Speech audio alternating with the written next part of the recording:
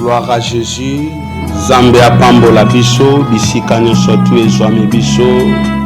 C'est notre moment bien-aimé de la prière. C'est notre moment bien-aimé que nous entrons dans la grande bien-aimée destinée de nos vies. Et si Kozali, nous allons acclamer d'abord pour le roi de gloire. Beta Maboko ya mardi, miracle. Beta Maboko bien-aimé, ya guérison na yo. Acclame fortement pour le grand roi. Zambe apambola yo, yo mutu otie megana yo, pona koyoka prière, ya 12h ya lelo. Tikane bisayo mardi ya lelo, okobima molongi. Mardi ya lelo, bien-aimé, okobima, bien-aimé molongi. Yango ozobetelela Yesu na bomo imaboko. Osa ko acclamer le Seigneur des Seigneurs. Osa ko acclamer le véritable Dieu. Oso tombola Yesu na bacclamation na yo. Pendant que oso tombola Yesu guérison zokota na ndaku na yo. Pendant que oso tombola Yesu bien-aimé délivrance zokota na ndaku na yo. Pendant que osa ko tombola Yesu bien-aimé restauration zokota na ndaku na yo. Zambe apambola yo maman. Zambe apambola yo mon frère. Merci Seigneur Jésus-Christ. Bien-aimé, écoute d'abord ce que la Bible déclare dans le livre d'Ézéchiel.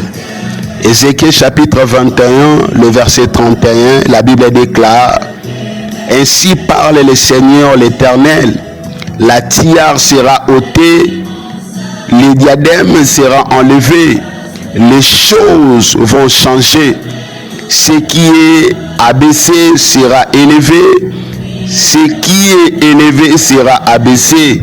Nazokoyebisayo bien-aimé, l'après-midi na lelo, les choses vont changer bien-aimé dans la vie de tes enfants, les choses vont changer dans la vie de ton mari, les choses vont changer bien-aimé dans ce groupe bien-aimé de l'intercession, les choses vont changer. Ce qui était élevé bien-aimé dans ta vie, le problème est difficile, les situations compliquées, Zambasa koyebisa ngana yebisayo bien-aimé, toutes ces choses-là bien-aimé, et kozala bien-aimé abaissé l'après-midi na lelo. Yango bien-aimé, je t'encourage maintenant d'acclamer pour le roi de gloire, d'acclamer pour le Seigneur des Seigneurs. Ningoso betela Yesu maboko eloko nyonso tu oyo batelemisaki na kati na bomo inayo ezako kweya. Acclame pour le Seigneur des Seigneurs, acclame pour le véritable Dieu. Je vais faire maintenant la prière d'ouverture. Tendre Père, le Dieu d'Abraham, le Dieu d'Isaac, le Dieu de Jacob. Nous t'élevons une fois de plus, Seigneur, l'homme de Galilée, na mardi na lelo, totombolio, Nicolo na ba origine, totombolio, Seigneur, Nicolo na ténèbres, totombolio, Nicolo ba maladie à cancer, Jésus, totombolio, Nicolo ba maladie à sida, totombolio, Seigneur Jésus-Christ, Nicolo à sorcellerie, totombolio, Seigneur Jésus-Christ de Nazareth, Nicolo, Seigneur Jésus à Banyoka, tu as reçu un nom d'une souverainement élevé devant ton nom, Jésus Yahweh. Tout genou fléchira et toute langue confessera que l'Éternel est Dieu et puissant. Père, je m'avais prendre la possession Dieu éternel. Il y a prière, il y a l'élo. Je prends la possession à mardi à l'élo. Je prends la possession sur l'espace aérien, souterrain. Je m'avais maintenant lié, ligoté, enchaîné toutes les esprits, Seigneur, qui s'élevaient na midi na lelo pour intercaler, Seigneur Jésus-Christ, la guérison et le miracle de ton peuple, Seigneur. Je libère le feu du Saint-Esprit de Dieu. Que le feu de l'Éternel consume tout ce qui ne glorifie pas ton nom. Et si quand nous surtout intercession parallèle pour nous visualiser, pour nous contrôler, pendant que je parle, Seigneur, je m'avais libéré le feu du Saint-Esprit de Dieu. Antenne nous surtout où va placer na maï na zamba na cimetière na ba montagne, Seigneur, l'homme de Galilée, pour nous visualiser, nous contrôler. Que le feu de l'Éternel descend au l'homme de Galilée. Ce n'est que ton sang précieux, ô l'homme de Galilée, et racheté, prière, il y a midi na lelo, il y a mardi à lelo, que ma kilanayo, Seigneur, et racheté, biso Seigneur, homme de Galilée. Saint-Esprit de Dieu, viens glorifier ton nom, du début jusqu'à la fin. Seigneur, reine nayo et apparaître, na ba téléphone na biso, na ba vie na biso, reine nayo apparaître. Yango to betelu sur ma boko, ozuko acclamer pour le Seigneur, acclame pour le véritable Dieu. Et si Kawe Zwami bien-aimé, nous allons encore s'approcher devant Dieu. Nous allons encore s'approcher, bien-aimé, nos cœurs devant Dieu. Car la Bible déclare, approchez-vous devant l'Éternel avec une ferme assurance. Et si vous allez, vous poussez nos yeux à droite, vous tiens à mon thème, vous la prière, oh Seigneur Jésus, me voici dans ta présence, me voici Seigneur dans ta présence, à la prière, bien-aimé. Il y a pourquoi nalelo, il y a après-midi nalelo, Zambe na poussi motema na ngepa inayo, kota na motema na ngai, kota na motema ya bana na ngai. Kota na motema ya mwasi na ngai. Commencez bien-aimé à faire pénétrer Jésus-Christ dans ton cœur. Commencez à prier et demande à Dieu, Seigneur, entre dans mon cœur. Fais sortir au-dedans de mon cœur tout le cœur de la cupidité, de la vengeance, de la rancune.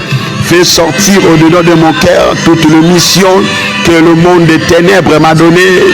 Fais sortir au-dedans de mon cœur tout le cœur de la jalousie. Commence à prier. Approche ton cœur devant Dieu. Commence à prier. Approche ton cœur devant Dieu. Commence à prier. Que Dieu te bénisse, toi qui pries.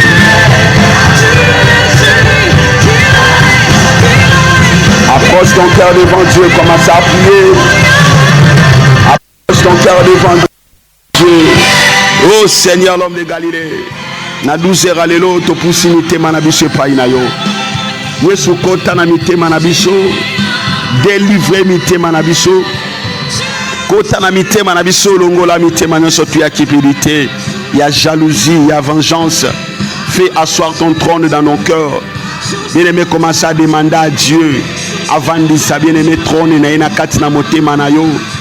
Yebisa nzamba vandisa trône na ye na kati na motema ya bana. Yebisa nzamba vandisa trône na ye na kati na motema ya intercesseur en ligne. Bien-aimé, commence à prier. Yebisa nzambe na 12h ya lelo. Yesu na lingi trône na yo Jésus-Christ vanda na kati na motema na ngai. Seigneur, donne-moi ton cœur. Commence à demander à Dieu de te donner son cœur.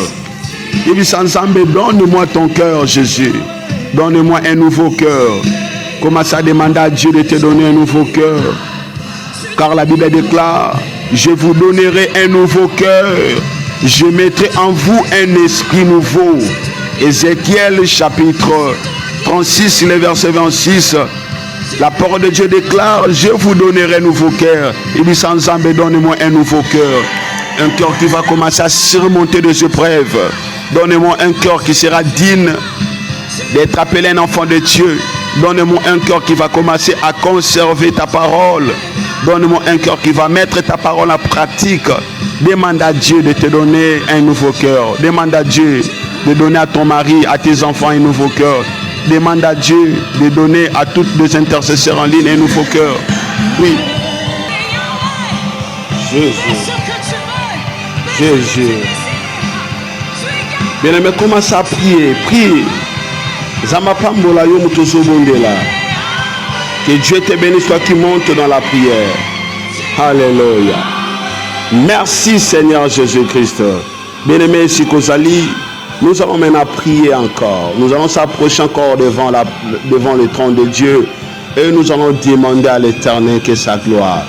Na 12h, alléluia, bien-aimé, tu vas prier et tu vas demander que Dieu, bien-aimé, a quitté sa gloire naye na bomo inayo. Zamba quitté sa gloire naye na intercession 12h alléluia. Babeli babika Zamba quitté sa gloire naye na intercession lelo. Ba chaîne kanga ki batue bana kokata na Zamba quitté sa gloire naye na intercession ya 12h alléluia. Ba vie na biso ezala restaurer. Commence à prier au nom de Jésus. Abattant tes mains, commence à prier. Ozobeta maboko ozobondela. Abattons le main, prions, demandons la gloire de Dieu. Na 12h alléluia. Et nous sans âme de gloire nayo. Et quitta na intercession oh. Gloire nayo et délivré. Seigneur biso na katina ba chaîne ya ennemi. Gloire nayo zambe et bana quoi porter guérison, délivrance, miracle, restauration. Abattons le main, prions, que Dieu te bénisse, toi qui pries. Alléluia. Tu te mouves en nous.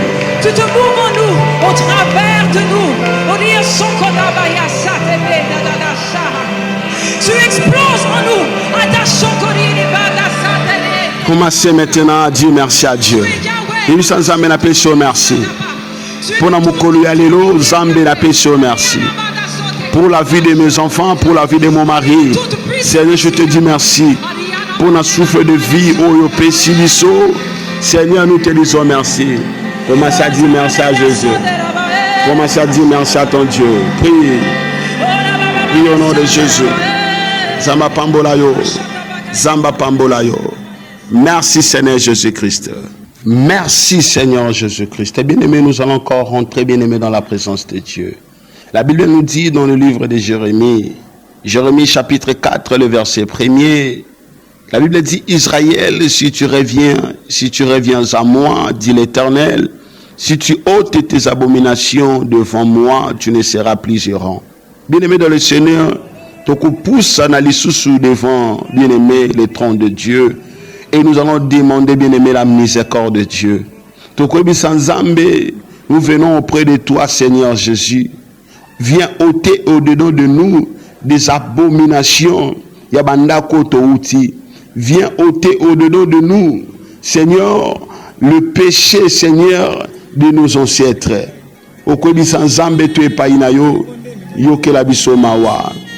Commence à prier. Commence à prier.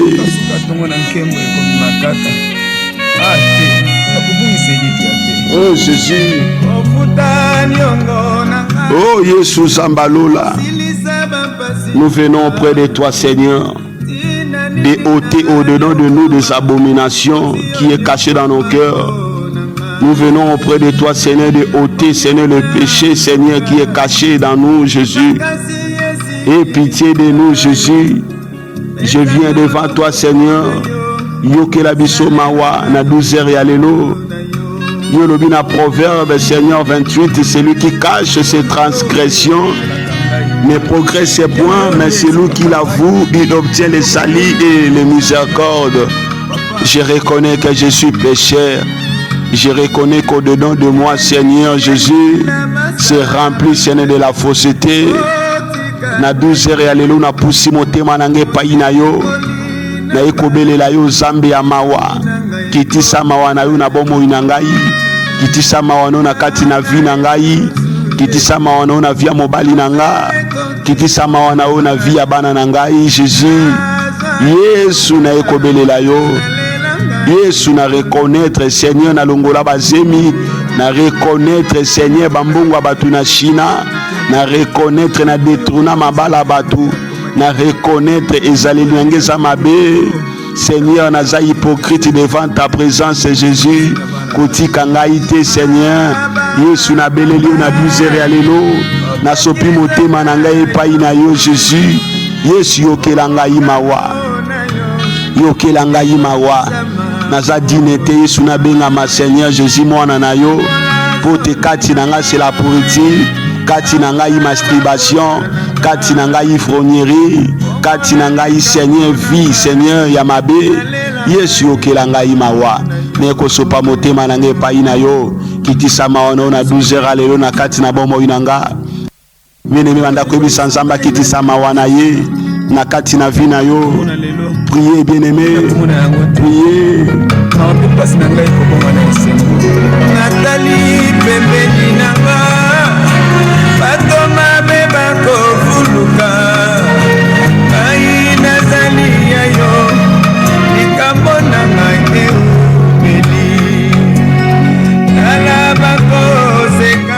Bien-aimé, écoute ce que la parole de Dieu dit. Jérémie chapitre 3, le verset 12. Va, crie ces paroles vers le septentrion et dit, reviens, un fidèle Israël, dit l'Éternel. Bien-aimé dans le Seigneur, Zambazobengangana oba infidèle. Namaboto to uti, bakoko nabiso, ils ont pratiqué des choses terribles. Ils ont pratiqué les idolâtries et l'idolâtrie a mené, bien-aimé, la malédiction. Tes ancêtres ont pratiqué quoi? Tes parents ont pratiqué quoi? Bien-aimé, nous allons, bien-aimé, se repentir. Tokobi sanzambe to uti na famille où il y a infidélité. Bakoko na biso ba pratika magie, ba pratika sorcellerie, ba teka libota na ténèbres. Yesu yokela biso mawa. Porte, bien-aimé, ton regard vers nous. Délivre-nous par ta miséricorde. Délivre-nous et pitié de nous. Famille Touta Yamabe, Jésus, Yaka, Kitana Doucera Lelo, Sembola Loboko Yamawa, Kangola Biso, commence à prier.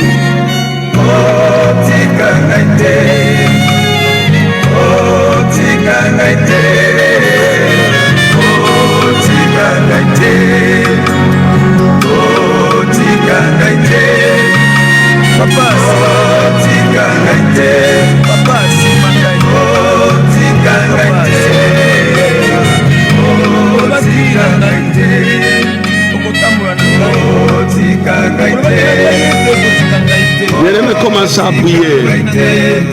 Commence à prier. Oh Jésus. Merci Seigneur Jésus. Bien-aimé, écoute ce que la Bible déclare. Si mon peuple sur qui est invoqué mon nom s'humilie, prie et cherche ma face, et si se détourne de ses mauvaises voies, je l'exaucerai des cieux, je lui pardonnerai son péché et je le guérirai son pays. Bien-aimé, nous allons bien-aimé se présenter devant Dieu. Yebisa nzambe na ye kosimilie liboso na yo na mawa na yo, guérir nga na maladie oyo, bimisa nga na kati na maladie oyo, bimisa nga na kati na situation oyo. Bien-aimé, yo moko yebi situation nini ozoleka nango ozotraverse. Yebisa nzambe na prière à 12h lelo, bimisa nga na kati na situation oyo, guérir ngai, guérir baboti na ngai, guérir mobali na ngai, guérir bana na ngai. Commence à prier. Commence à prier. Belela Yesu bien-aimé na 12h lelo. Aya kubimiso na situation wana, na situation ezobimisa yo. Belela Jésus.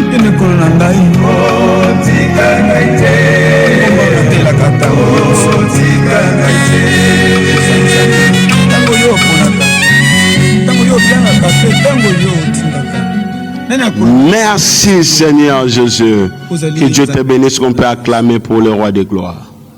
Jésus, te bénis Jésus, te kende wapi Yesu, te bénis Seigneur, bimisa biso na kati na origine ya nyoka ememeli biso jugement satanique.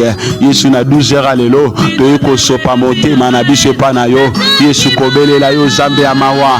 Yesu kotika biso te nyoka libota. Yesu imposa biso Seigneur identité na ye. Nyoka libota imposa biso malédiction na ye. Nyoka libota iba richesse nyonso. Yesu toye pai na yo Jésus, kangola biso Seigneur na origine ya nyoka. Yesu kangola biso, Yesu na nyoka ya tribu otouta, kangola biso na nyoka ya origine otouta. Bine mozobelela Yesu ayo keloma wana 12h ya lelo. Bine mozo yebisa Yesu na saka kanayo, nyoka trahi ma vie, nyoka trahi mon mari, nyoka trahi mes enfants. Jésus, viens et pitié de nous, délivre-moi Seigneur ce matin, et pitié de nous, délivre mon mari ce matin. Commence à prier, commence à prier.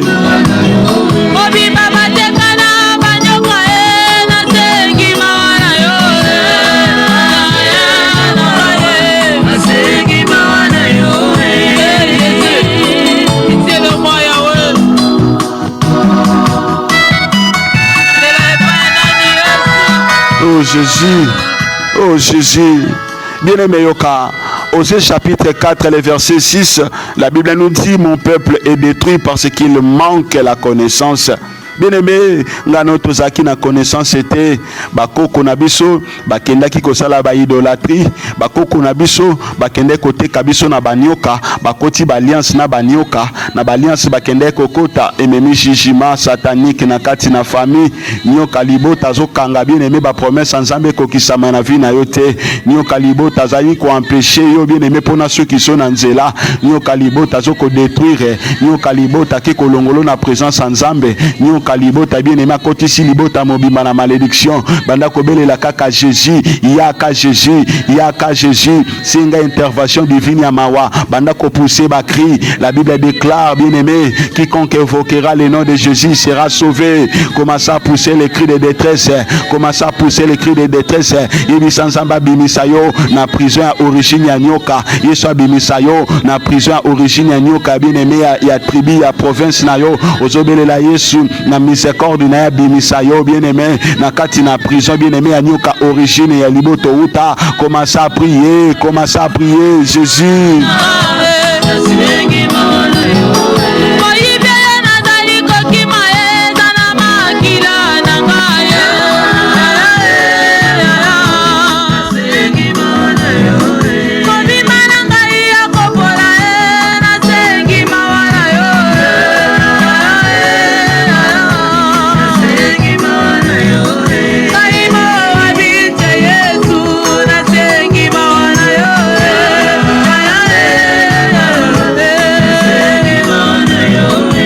Jésus, aie pitié Jésus, aie pitié Jésus.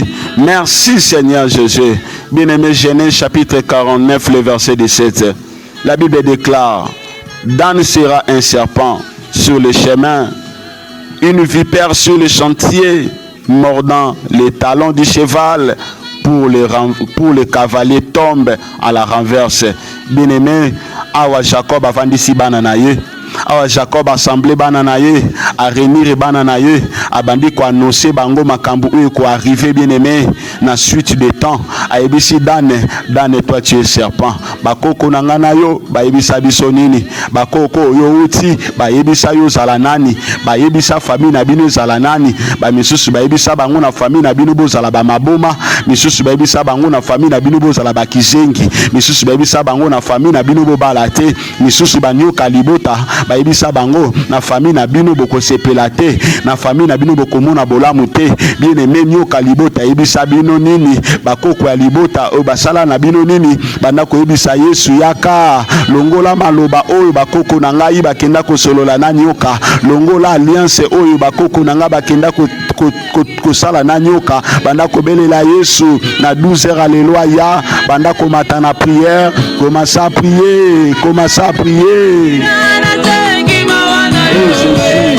Dakalongola na 12h alelo Yesu maloba o bakoko nanga bakenda kosala na nyoka, Yesu yaka na 12h alelo longola maloba o bakoko nanga bakenda ki Seigneur kokotisa biso na nyoka, Yesu na beleli yo yaka na 12h alelo. Bimisanga na fondation ya nyoka, bimisanga na fondation libala nyoka, bimisanga na identité ya nyoka. Yesu bakoko nanga baloba tozala banyoka, bakoko na biso baloba na nyoka libota tobonga te, bakoko na biso baloba na nyoka libota tomona bolamu te, bakoko na biso baloba na nyoka libota tozala eleve te. Yesu na beleli yo yokela biso mawa, kangola biso na 12h lelo nzamba repentance biblique. Yesu tala famille na wuta, famille ya banyoka batelemisa biso na fondation ya nyoka. Yesu za wapi na 12h lelo na sopi motema nange pana yo. Yesu kangola nga na fondation ya nyoka, kangola bana nanga na fondation ya nyoka, kangola mobali nanga na fondation ya nyoka. Yesu na beleli oza wapi bandoto nanga na lalaka na lota kanyoka, Yesu na mimona kana zala kanyoka. Yesu na beleli yo. Yesu le serpent de ma famille m'a trahi, Jésus vient me délivrer. Le serpent de ma famille a trahi mon mari, le serpent de ma famille a trahi Seigneur mes enfants, le serpent Seigneur de ma famille a trahi mon mariage, le serpent de ma famille a trahi Seigneur mon mariage. Yesu za wapi na 12h alelo na belelo zamba repentance biblique yaka Yesu kangola ngai, Yesu yaka bimisa ngai na fondation ya nyoka. Yesu za wapi Jésus? Le serpent de ma famille a détruit ma santé, le serpent de ma famille a détruit ma vie Jésus. Yesu je n'ai que toi Jésus, yaka Jésus, aie pitié de moi Jésus, oh Jésus.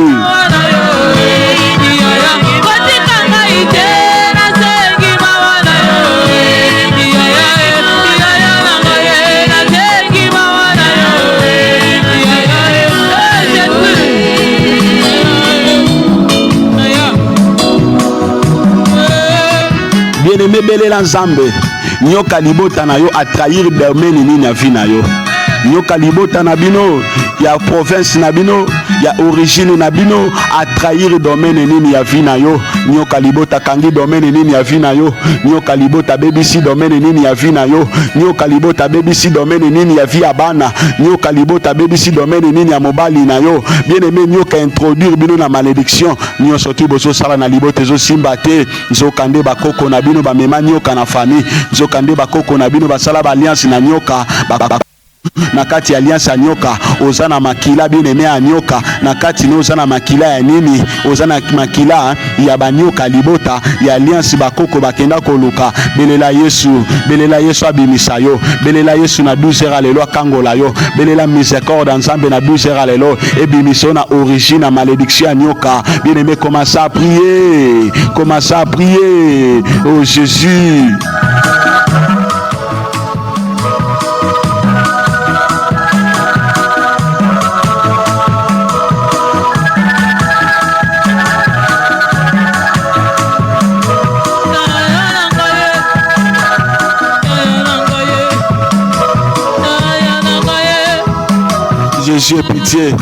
Jésus est pitié tokokende wapi toyekaka na se na makolo na yo Jésus est pitié tokokende wapi toza na esika tokokimela te yo nde liziba ya solution na biso Yesu tozongisene na makolo na yo Yesu kangola biso na fondation ya nyoka kangola biso Seigneur na identité ya nyoka kangola biso na malédiction ya nyoka kangola biso na morsure ya nyoka Yesu tobeleli yo Jésus na sopi motema na ngai kobelela mawa na 12h ya lelo Yesu za wapi yokelanga mawa Yesu yokelanga mawa Jésus.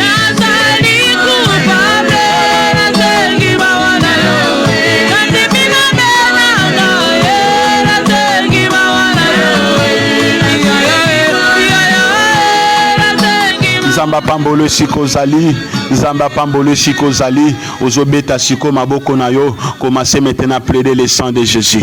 La Bible déclare bien-aimés ils ont vaincu à cause du sang de l'agneau de Dieu. Ozobeta maboko na yo et sikozali commencez maintenant à plaider le sang de Jésus. Ozobeta maboko na yo commencez maintenant à plaider le sang de Jésus, le sang de la rédemption. Makila na Yesu sokola yo makila na Yesu longola o nyonso tu ya origine ya nyoka makila na Yesu elongola semasa nyoka na kati na vina yo abatalema priant zamba pambola yo ozobeta maboko puissance makila na Yesu eganga na kati na corps âme esprit na yo makila na Yesu elongola identité ya nyoka makila na Yesu elongola maladie nyonso to nyoka kotisaki na nzoto na yo puissance makila na Yesu eganga lelo na vie na yo. La Bible déclare dans le livre de Hébreux le sang de Jésus-Christ est plus mieux que le sang d'Abel. Commence à battre les mains, commence à battre tes mains, commence à plaider le sang de Jésus, commence à plaider le sang de Jésus, que le sang de l'agneau de Dieu te libère dans les ténèbres, que le sang de Jésus te libère dans des prisons des ténèbres,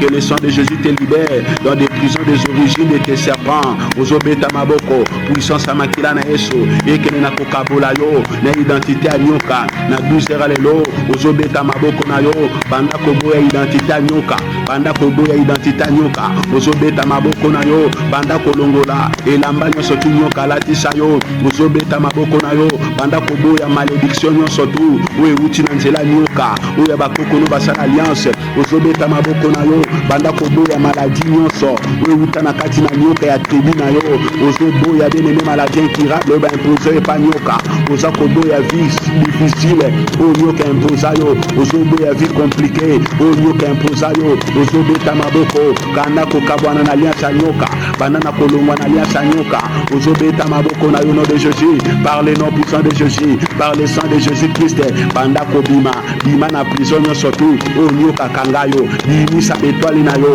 bima na prison ya nyoka esika nyoka memo na se na mai banda kobeta maboko na yo na jeudi ya lelo na 12h lelo prison ya nyoka eza kobuka noza kobima prison ya malédiction ya nyoka kanga yo eza kobuka noza kobima ozobeta maboko na yo banda kobima lelo na jugement satanique ya nyoka na 12h lelo abatalema priant banda na kobima na jugement nyonso tu oyo nyoka kotisa yo oyo nyoka kotisa bana oyo nyoka kotisa mobali lelo jugement wana ebanda kokweya par le sang de Jésus par le sang de Jésus ozobeta maboko noza koprie nzamba pambola oyo tozomata nzamba pambola oyo tozomata nzamba pambola oyo tozopandata au nom puissant de Jésus ozobeta maboko na yo banda kokweyisa sikoyo hotel nyonso tu ya nyoka ya liboto yo uta hotel nyonso tu etelemaka chaque 12h hotel ya nyoka ya famille na yo etelemaka chaque 12h pour t'empêcher bien-aimé de vivre l'accomplissement de la promesse de Dieu.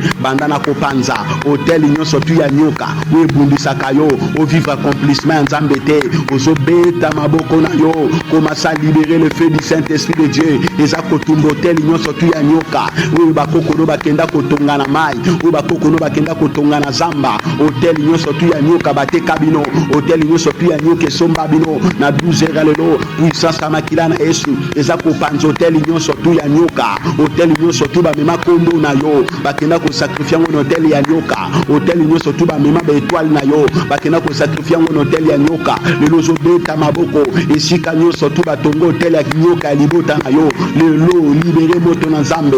Lévitique 6:6 la Bible déclare j'allumerai le feu sur les hôtels et le feu ne s'éteindront point.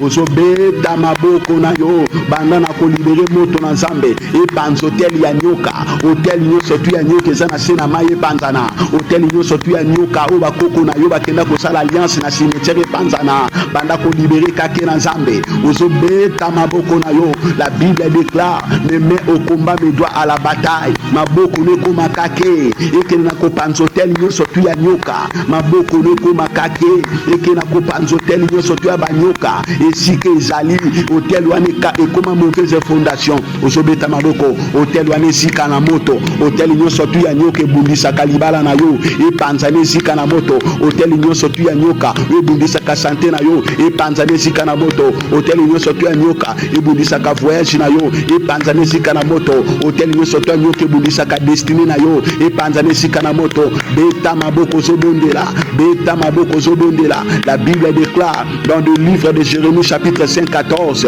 que ma bouche sorte que le feu ozo libérer moto na nzambe ozo libérer moto na nzambe ekende na kozikisa bien aimé bakor nyonso tu bakoko no basala na nyoka lelo bien aimé réclamation nyonso tu utaka na nyoka lelo moto na nzambe panza réclamation lelo moto na nzambe tumba réclamation lois établies nyonso tu we uta na nzela ya nyoka banda kobeta maboko na yo moto na nzambe pela moto na nzambe pela au nom puissant de Jésus. Au nom puissant de Jésus, au nom puissant de Jésus, banda siko ko attaquer nyoka nyonso to azwa mission ko suki sona 2026 na nzela ozo beta maboko na yo banda ko attaquer nyoka nyonso o batindelo na 2026 awalinga suki salibala no na nzela walinga suki sa ba projet no na nzela ozo beta maboko commence à attaquer les serpents de ta famille aujourd'hui. Bien aimé, tu bats tes mains, bien aimé, prophétise-toi, bats les mains, que les coup des épées soit doublé, soit triplé. C'est l'épée du grand carnage. Ozo libérer l'épée du grand carnage. Le lomio canyon surtout. Oyo a empêché l'accomplissement promesse en Zambé. Eko kisama na vie na yo te. Nyo canyon surtout bundisa kaba promesse en Zambé. Eko kisama te na vie na yo. Banda ko libérer l'épée du grand carnage. E banana ko kataye. E banana ko kataye. Libérer l'épée du grand carnage. Libérer l'épée du grand carnage. Ozo beta maboko na yo.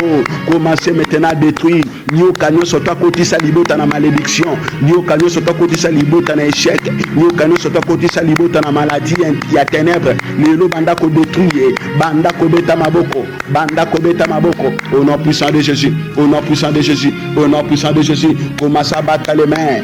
Nyoka nyonso to yiba richesse na yo, nyoka nyonso to yiba étoile na yo. La Bible déclare, il vomira tout ce qu'il engloutit. Banda ko melisa nyoka libota na bino makila na Yesu. Banda ko melisa nyoka ya origine no makila na Yesu. Aujourd'hui il va vomir tes étoiles. Aujourd'hui il va vomir ton mariage. Aujourd'hui il va vomir ton passeport. Aujourd'hui il va vomir ton diplôme. Aujourd'hui il va vomir ta santé. Aujourd'hui melisa nyoka na makila na Yesu. Na 12 heures alelo nyoka nyonso tu ya libota na yo. Esika nyonso to azali melisa makila na Yesu. Asanza mbongo na yo, asanza richesse na yo. O ya yiba, o ya mela melisa makila na Yesu. Melisa makila na Yesu. Nyoka nyonso to kotiso na jugement à ténèbres. Melisa makila na Yesu. Melisa makila na Yesu. Merci Seigneur Jésus-Christ. Zamba pambola yo, betela Yesu maboko, betela Yesu maboko. Gloire à Jésus. Gloire à Jésus. Ozo beta maboko na yo. Esiko zali bien-aimé, banda ko commandé. Esika nyonso tu mbongo na yo. O nyoka kanga. Lelo mbongo nesongela yo. Ozo beta maboko puissance makila na Yesu lelo kende koloba. Le lot puissance à makila na yesu lobela yo. Le lot puissance à le sang de Jésus Christ lobela yo. Et si kano surtout bakanga mbongo na yo. Le lot mbongo na yo. Oui kanga maki bien aimé na nyoka origine. Le lot mbongo ne zongela yo. Ozobeta maboko. Et si ka bakanga kilibala na yo na nyoka origine. Le lot puissance à makila na yesu za koloba.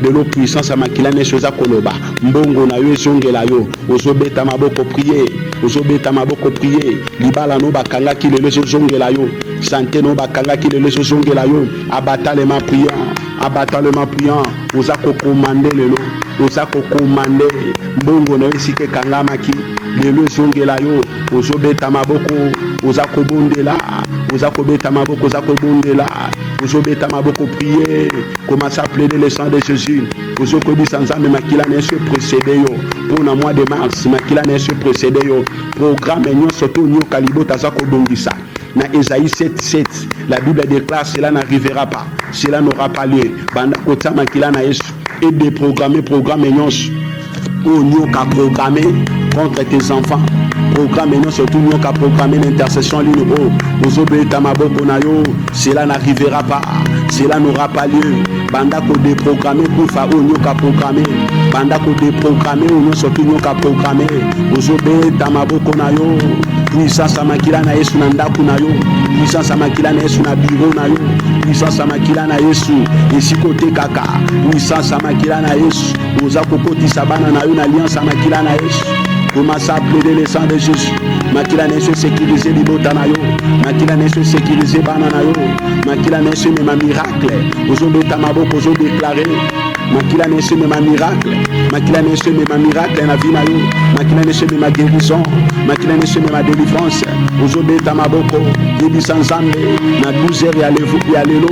Mobali nanga za délivré par le sang de Jésus-Christ. Na 12h ya lelo. Bana nanga baza délivré par le sang de Jésus-Christ. Na 12h ya lelo. Mobali nanga za délivré par le sang de Jésus-Christ de Nazareth. Ozobeta maboko. Ozobeta maboko.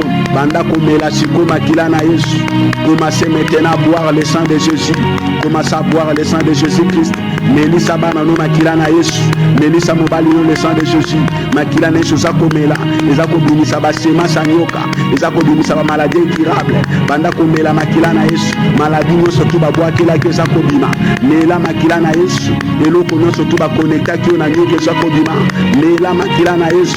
Mela makila na Yesu. Commence à boire le sang de Jésus. Commence à boire le sang de Jésus.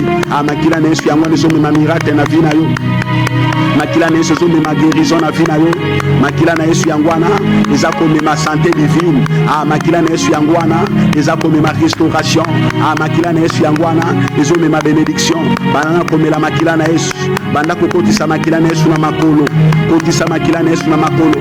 Yo mutoza na problème na makolo. Yo mutoza na problème na maboko. Kotisa makila na Yesu. Yo mutoza na problème na bas ventre. Kotisa makila na Yesu.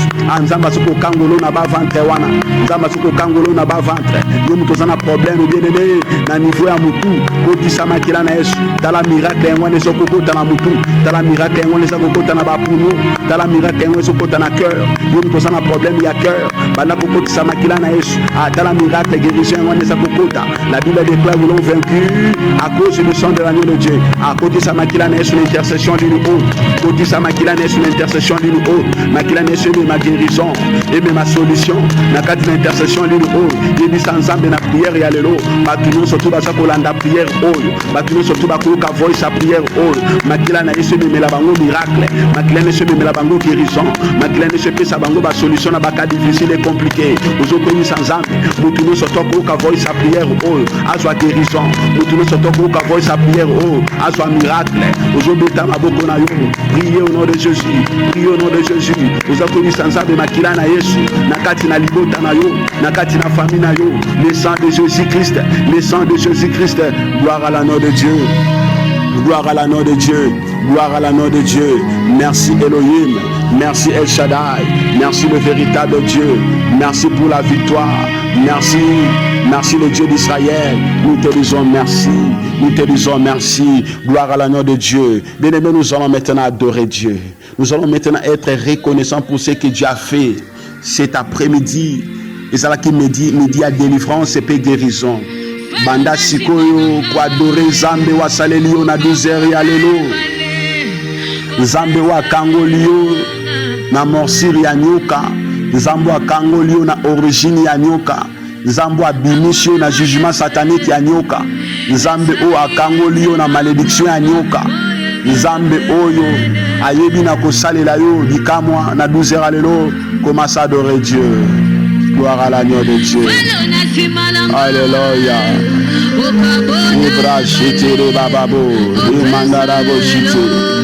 Alléluia.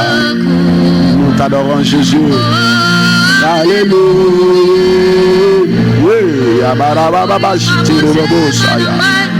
Je t'adore Jésus pour les grandes choses que tu as opérées, Seigneur.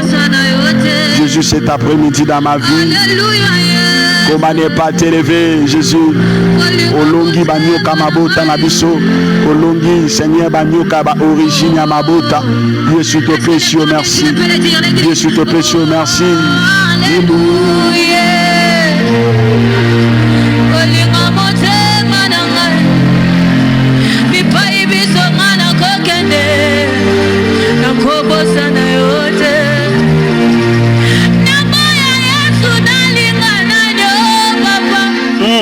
Adore ton Dieu. Il mérite d'être adoré. Alléluia. Na basi kumisama na yo zambalunga kabanyoka, kumisama na yo de l'éternité à l'éternité, tu resteras Dieu, le Dieu fidèle, le Dieu de l'intercession, le Dieu du ministère évangélique, Centre international de Jésus-Christ, le Dieu capable, le Dieu de ma résurrection, le Dieu capable, le Dieu de ma délivrance. Nous t'adorons, Seigneur, cet après-midi. Gloire à l'agneau de Dieu. Gloire à l'agneau de Dieu.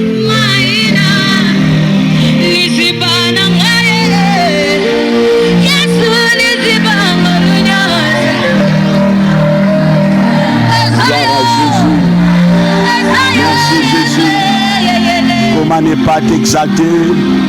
Laisse mon âme t'adore, Jésus. Laisse mon âme t'éloue, Jésus. Abba, Abba, yo nyoso. Zamba bare manangai. Natombolio, le Dieu des miracles. Natombolio, le Dieu de la solution. Natombolio, le Dieu qui écoute la prière. Natombolio, le Dieu qui change la malédiction en bénédiction. Natombolio, le Dieu qui change la souffrance, Seigneur Jésus, na joie. Natombolio, pote natongo na lelo, na 12h lelo, ozo changer état nanga, ozo changer situation nanga, ozo bimisanga na kolela, ozo kotisanga na koseka, na komisio papa poto kotisinga na saison ya délivrance nangai. Lelo zala ki jeudi nanga, lelo zala ki jeudi nangai. Gloire à toi Jésus. Merci Emmanuel.